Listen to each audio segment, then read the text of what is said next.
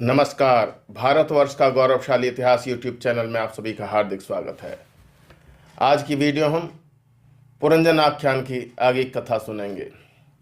अंत में राजा मलय ध्वज पृथ्वी पुत्रों में बांटकर भगवान की आराधना करने की इच्छा से मलय पर्वत पर चले गए। उस समय जिस प्रकार चंद्रिका चंद्रदेव का अनुकरण करती है, उसी प्रकार मत्तलोचना वैदर्भी ने भी अपने घर, पुत्र और समस्त भोगों को तिलांजलि देकर पांड्य नरेश का अनुगमन किया। वहाँ चंद्रवसा, ताम्रपर्णी और वटोदरा नाम की 3 नदियाँ थीं, जिनमें स्नान करके वे अपने शरीर और अंतःकरण को निर्मल करते थे। वहाँ रहकर उन्होंने कंदमूल, फल आदि से निर्वाह करते हुए कठोर तप किया। उस समय पतिपरायणा वैदर्भी बड़े प्रेम से अपने पति की सेवा करती थी। उसके पति परलोकवासी हो गए, परंतु वे पूर्ववत आसन में स्थिर विराजमान थे, अतः वह इस रहस्य को न जान सकी। पति की चरण सेवा करते समय जब उसे चरणों में बिल्कुल गर्मी मालूम नहीं हुई, तो वह अत्यंत व्याकुल हो गई। उसने लकड़ियों की चिता बनाई और अपने पति के साथ सती होने का निश्चय किया।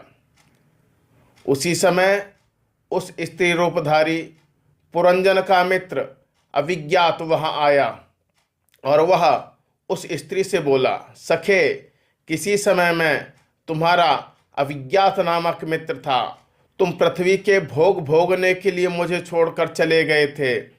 उस समय नगर की स्वामिनी के फंदे में पड़कर उसके साथ विहार करते समय तुम अपने स्वरूप को भूल गए थे और उसी के संग से तुम्हारी ये दुर्दशा हुई है। देखो, न तो तुम स्त्री हो और न पुरुष। मित्र, मैं जो हूँ तुम भी वही हो, तुम मुझसे भिन्न नहीं हो।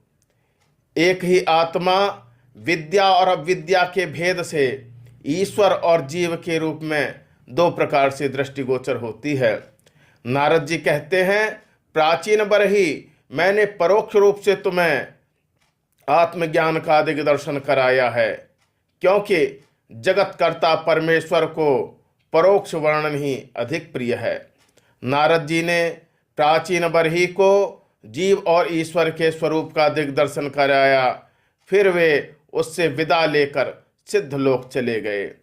इस प्रकार हमने आज की वीडियो में पुरंजन आख्यान की कथा का श्रवण किया।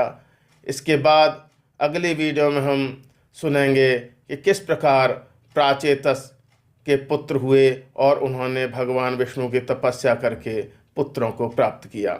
मेरे साथ जुड़े रहने के लिए आप सभी का बहुत बहुत हार्दिक धन्यवाद। नमस्कार।